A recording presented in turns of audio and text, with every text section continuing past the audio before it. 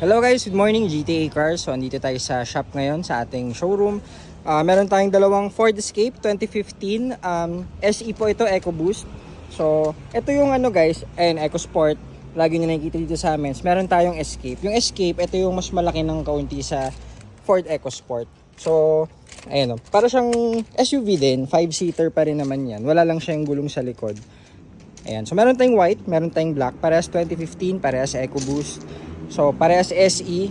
Ayan, nakita nyo. Special edition ng sticker. So, ito guys, sold na tong white natin kahapon.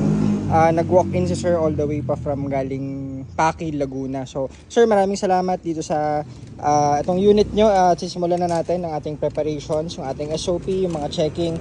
Tapos, i-release na natin yan next week. So, ito naman, available pa to guys. Meron tayong color black. Pakita ko lang sa inyo kasi laging nakikita yung mga EcoSport natin.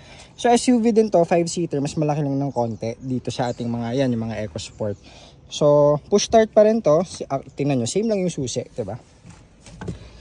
So yung loob niya guys, parang Ford Focus. Push start engine, tapos climate control, actually yung dashboard parang Ford Focus din. Yung steering niya parehas din sa Ford Focus. Kung naalala nyo, meron tayong 2016 na Ford Focus, yung Pogi, yung color blue na na-release natin sa kina Sir Rowell. So ganito rin yun guys, parang same engine siya, 1.6 na EcoBoost Turbo.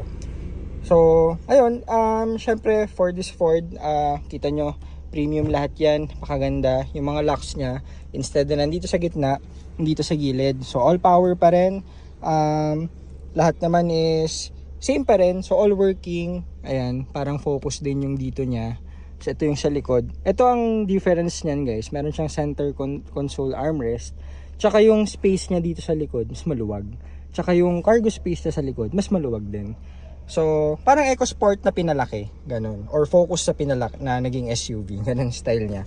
Ayan. So may available pa tayong black. Itong white natin, binakura na agad ni sir.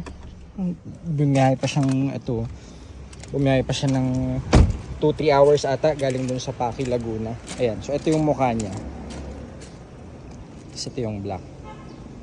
Ayan, so yun yung mga EcoSport natin. Kita nyo yung difference. Mas malapad siya ng konti, tsaka mas mahaba ng konti.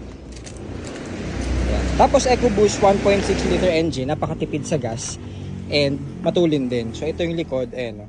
Para na siyang, kung di ako nagkakamali, parang territory yung size niya. Ganyan, mas maliit ng konti sa territory. Sa gitna ng territory tsaka EcoSport. O yun, so available to guys. Tapos, ayun, pinakita ko lang yung 2050 natin na Escape kasi medyo bihira tayo magkaroon ng ganyan.